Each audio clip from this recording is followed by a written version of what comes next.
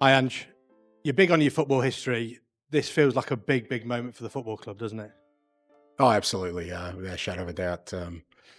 30 years, a club that's absolutely climbed to the peak of European football in the past. And um, you can just imagine how the supporters are feeling.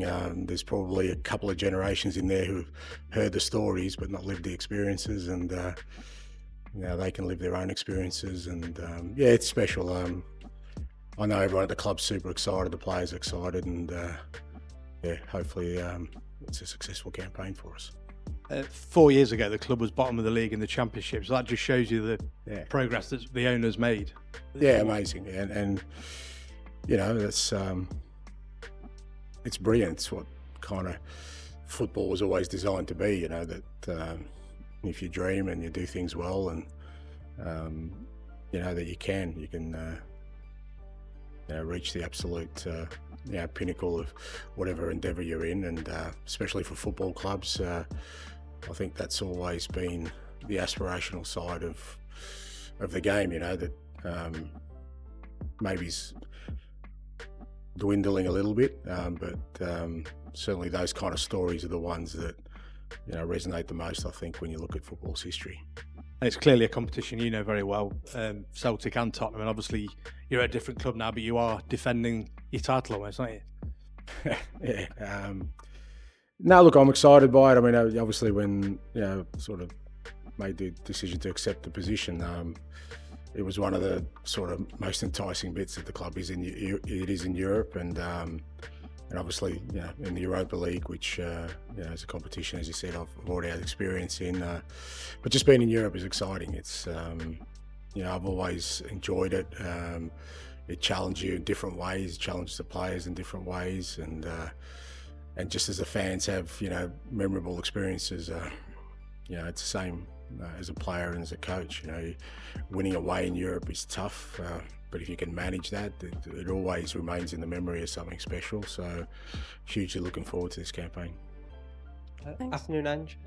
Have you told the players that you think you guys are favourites? Have you told them that you want to win this competition? No, I haven't told them that. No, I mean, I think from my perspective, what's really important is that a bit like I have in the past, is that you treat this as a sort of standalone tournament. It's very different from the Premier League. It's very different from your league competition. Like I said, just challenges you in different ways, and you need to embrace that challenge. And when it comes around, really switch your focus to what's required for that, because the demands of it, even the conditions you may face, are going to be totally different. So if you just sort of expect to roll in from a Premier League game into a European game, I just don't think that's the way it works. So obviously I've had experience in it, and we'll make sure that the lads are ready for every unique challenge that's before us. Please, can you just explain a bit more on how it's different? Do you expect teams to treat you differently then? No, it's just like you're playing different countries, different leagues, different styles of football, different types of players. It's very, very different. Each league has its own sort of uniqueness to it, both in the way teams play and the conditions you face. I'm pretty sure you won't be many Premier League grounds where it's going to be 28, 30 degrees at 9 p.m. So there's one difference straight away. And that affects the football, of course. But I just think it's the different styles and the different kind of challenges you face. That in the Premier League, there aren't too many sort of secrets. Everything's pretty much known. You know what you're going to get every week. And this European football is a lot different.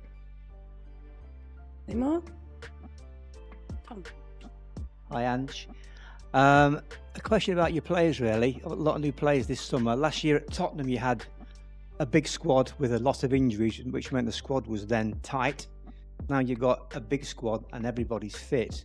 As a manager, how do you, your own style of keeping those players who aren't involved regularly and think they're fringe players, how do you, as a manager, act against them and keep them on side and motivated? I don't think that's, I don't think that's too hard. you know, as I said, my experience last year in particular, Tottenham showed you need a big squad, you know, and I think at least one player, I think Jed Spence wasn't in the initial squad. He didn't play in the qualifying rounds, ended up playing in the final. Because, you know, he worked his way into the squad by the time he gets to knockout stages. So there's obviously, you know, a couple of lads who are disappointed not making the Europa squad, but you know, that doesn't mean that they're sort of not going to be part of Europe this year. You can make 3 changes when you get to the knockout stages. So the opportunity is still there, and the reality is you need a big squad. There's no other way to do it, because you will. Every team, already seen teams are beginning to pick up injuries, and you know, you're going to need a squad to be able to challenge on all fronts. And I'm really happy with the squad we've got at the moment. And last year you beat a German team in the quarterfinals, I think a Norwegian team in the semi-finals, and then obviously Manchester United. So different styles of football, and you've been around the game a long time now. In terms of playing in the Europa League or in Europe in general, are you more pragmatic now when you are playing it like the final last year when you banked up and you got the lead? Would that be the way you would envisage going forward this season, encountering Betis and other styles of football? Yeah, no, look, I think it's fair to say that the world is crying out for me to be pragmatic, but I'm just not built. But you're loath to be. but I'm just not built that way. And look, you know, I've always said what I like to do and what I enjoy more than anything is winning. So whatever it takes, we'll do. As you said, we had a different campaign last year, and certainly in the final, we had to play a certain way because of the availability of the players we had, and thought we handled that really well. But again, you know, people's memory gets blurred. If you look at the knockout stages, the quarterfinal, semi-final at home, we were very, very dominant, played our football away from home. We did what we need to get done. And I think you do have to approach, like I said, the Europa League a little bit differently. Tactically, there's some tweaks you need to make to allow the players to perform at their best. But I still want to win every game. That's never going to change. So tomorrow night, obviously, 31 degrees tomorrow night. You would imagine them subs, you're going to need them at some point, maybe early in the game or later, but they're all going to be involved tomorrow. Absolutely, yeah. And players are ready for that. And so that's why we need a big squad. And you know, the important thing is the guys that come up and make an impact, which they did against Burnley on Saturday. We're really pleased with the guys that came on and made an impact. And certainly whatever team we start with, you know, we certainly have the ability to make changes that can impact the game. I wish you well, thanks. Thank you. Ben. Hi Ange, just in terms of obviously the history, 30 years, have you tapped into any of that or delved into any of that, maybe out of your own curiosity this week? Oh, look, you know, I'm well aware of it, and you know, it's not lost on me that you know, the sort of responsibility I have in sort of representing that. But I think it's always important to reflect on, you know, how you got to where you have, even recent history, as was mentioned, you know, the recent history of the club, but also going deeper and understanding that, you know, I said it when I was a Celtic too, when a club's got a couple of stars on its badges, it's special, yeah, because you'd only earn them one way, and that is by winning a European Cup or a Champions League. And, you know, that you can't sort of, literally you can't buy that, you know, you have to earn that, and only very few have earned that right, and we carry it on our shirts. And I think when you carry like that, something on your shirt, then you can tap into it, because it shows you that, you know, there's the possibility always of success if you know, dream of it and work hard for it. And you know, when you go out there, you're representing not just, you know, today's fans and you know, today's sort of players, but also those in the past that have got you to where you are today. Ange, you said the aspirational side of the game in terms of a club maybe rising from the bottom of the second tier to trying to win a European competition was dwindling a bit. Do you mean it necessarily it does because of the financial outlook of the game now, or just that clubs have different priorities in terms of finishing higher in the league rather than going for trophy? A bit of both, I think. Yeah, I think it's fair to say a bit of both. Obviously, the financial implications these days of competing at the highest level are vast, and you need investment for sure to do that. But yeah, I also feel that some of it is more about, you know, ensuring that every year you're in Europe because of what it does to your bottom line rather than actually winning something. So I'm still very much on the ledger of, you know, win things and create history than the other side. But yeah, I guess that's the world we live in. And just finally from me, you've had experience of continental competitions all over the world. How much improvement do you notice that's allowed the players that you've had to make, and how much potential for growth is there in these Forest players coming into this competition? Yeah, hugely. You know, I'm a big fan of sort of continental competition, representative football, international football. I know, again, the congested calendar, and you know, as clubs we often pay a price. We've obviously lost Ola from international duty, but I just think the benefits of players playing in those kind of competitions and playing in Europe and testing themselves in different kind of environments and against different types of players, I think it allows them to grow in ways where, you know, if they were just playing a domestic competition, it wouldn't. And if you look at our group, you know, I've got a lot of sort of players who, majority of them, I think their best football is ahead of them. So this tournament or being in Europe has probably come at the right time for them. You know, it could really accelerate their growth very, very quickly because, you know, they're not just fighting for domestic honours all of a sudden, now they're fighting for European honours. And I definitely believe that can accelerate growth, both in individuals, but also collectively as a team. Last one, please. Thank you. Okay, we'll take one there and then a final question. Hi Ange, good luck tomorrow. Just wanted to ask about player availability. Is there any injury concerns or issues? And also with Zinchenko being able to be brought in, how much of a boost is that in terms of experience to the squad? Yeah, no, I mean, firstly, yeah, bringing Alex in is brilliant for us. Obviously losing Ola was a massive blow, and you know, we'd be really short in fullback areas if we weren't allowed to bring Alex in. I'm super pleased that UEFA have, you know, made the amendment to the rule, because I think it is a little bit unfair knowing that, you know, they've added 2 extra games to the group stage, that if you lose a player for a whole campaign, that you're right at the start, that, you know, you should be allowed to make changes right up until the eve to give every club a chance. And we've certainly benefited from that, and it's very timely for us. So, and Alex will be huge. He's settled in really quickly. You can already see he's a quality player. He's got experience at the highest level, European football, international football. So great for him to bring him in. Availability wise, the only one that misses out is Murillo again. He trained yesterday but just still not comfortable, and so we've left him back home to do some work, and everyone else is available. We brought Nico Dominguez across as well. He's now training fully. You know, won't be a part of tomorrow, but we've actually brought the whole group across, even the ones who aren't eligible, because I think it's really important that at this early stage we keep the group together. Being away allows a little bit more of sort of that spirit within the team to sort of gel a bit quicker, because we do have a lot of new players.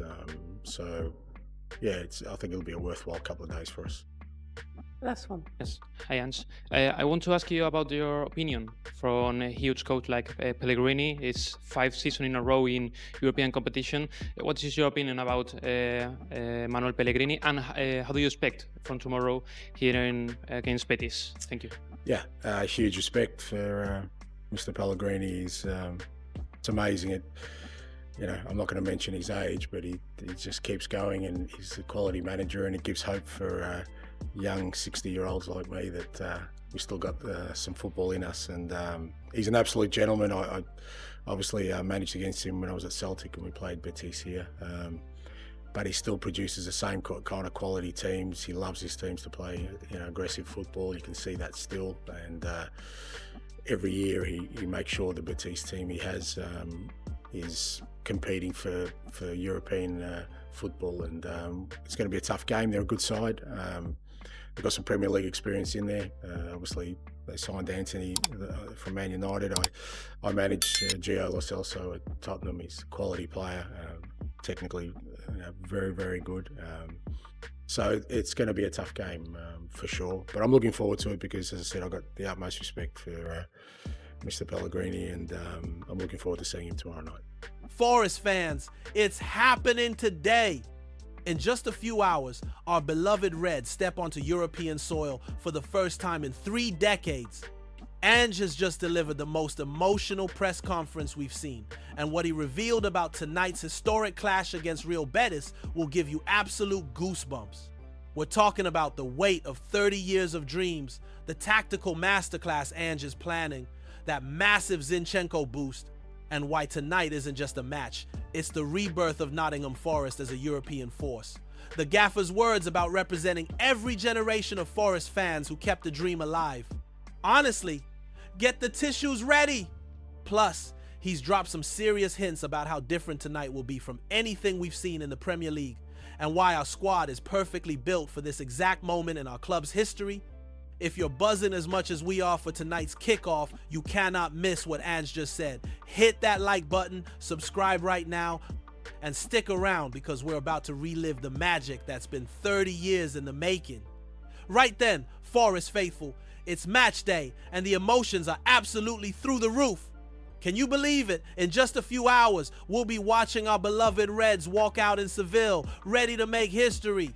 30 years of waiting, 30 years of dreaming, and tonight it all comes together under the Spanish lights. Ange's press conference yesterday has left us all emotional wrecks, and rightfully so. This man truly understands what tonight means to every single one of us. Listen to what the gaffer said. There's probably a couple of generations in there who've heard the stories but not lived the experiences. And now they can live their own experiences. That's US! That's every young Forest fan who's grown up hearing about the glory days. Every older Red who's been waiting decades to feel this magic again. Tonight, we don't just watch history, we live it.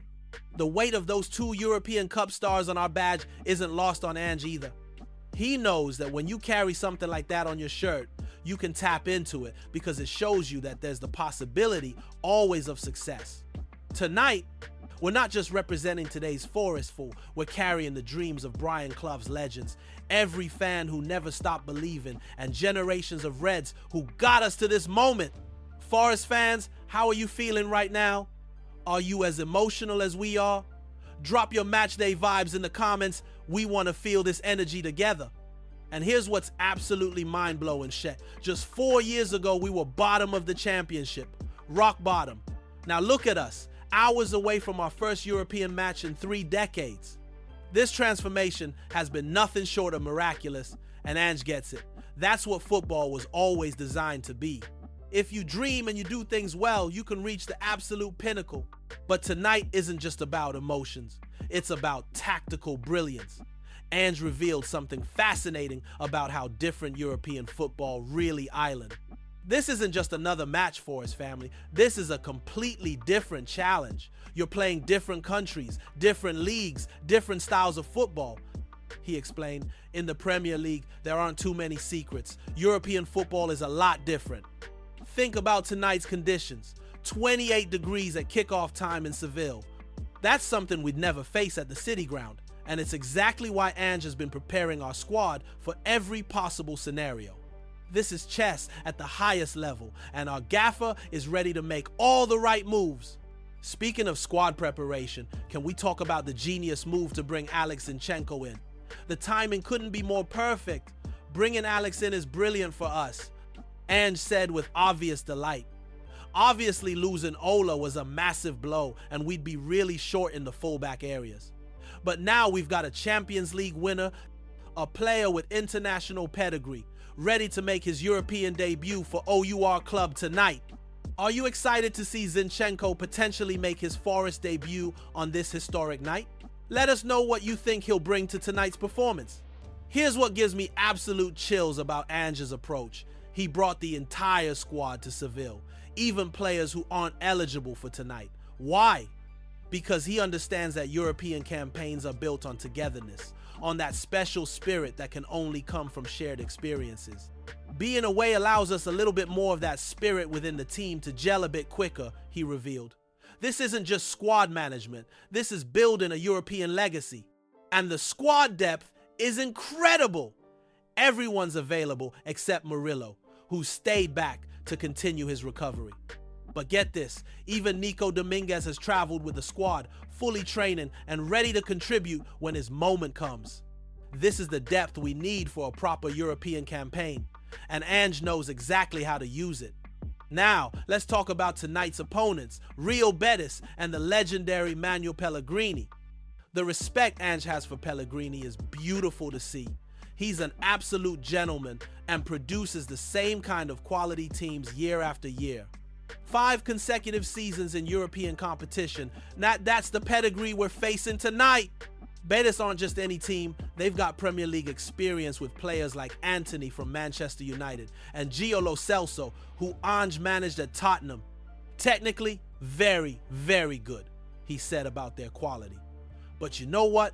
Bring it on! This is exactly the level of competition our Reds have been dreaming of facing. What's your prediction for tonight? Are you feeling confident about our chances against Pellegrini's Betis? Share your score predictions below. Here's what's absolutely brilliant about Ange's mentality. He's treating this as a completely standalone tournament. When asked if he told the players their favorites, he was honest. No, I haven't told them that. But listen to this. He wants to win every game. Whatever it takes, we'll do. I still want to win every game. That's never going to change. Remember his previous European experience? People criticized him for being too attacking, but he set the record straight. If you look at the knockout stages, the quarterfinal, semifinal at home, we were very, very dominant. He knows when to adapt, when to be pragmatic, but he'll never lose that beautiful football philosophy that makes us fall in love with the game. And here's the most exciting part. Ange believes this European experience has come at the perfect time for our squad. The majority of them, their best football is ahead of them, he said. They're not just fighting for domestic honors. All of a sudden now they're fighting for European honors. Can you imagine the growth our players will experience? Tonight could be the beginning of something truly special. Forest fans, are you ready for this? Can you feel the history in the air? Tonight, we're not just back with purpose. The heat will be intense, 28 degrees under the Seville lights, but our squad is ready. Ange confirmed that changes will come early, and every player who steps onto that pitch will be representing 30 years of dreams, hopes, and unwavering faith from the Forest faithful. This isn't just about tonight's result. This is about announcing to Europe that Nottingham Forest are back. We're back with a squad hungry for glory, a manager who understands the magnitude of this moment, and fans who've waited 3 decades to feel this magic again. Tonight, when that whistle blows and our Reds step onto European soil, remember this moment forever. This is OUR time, this is OUR European adventure, and this is just the beginning of what promises to be the most incredible journey. That's all for today's historic matchday update, Forest family. If you're as pumped as we are for tonight's kickoff, smash that like button, subscribe for every moment of our European conquest, and get ready for the ride of our lives. See you after the match for all the reaction. Come on, you Reds!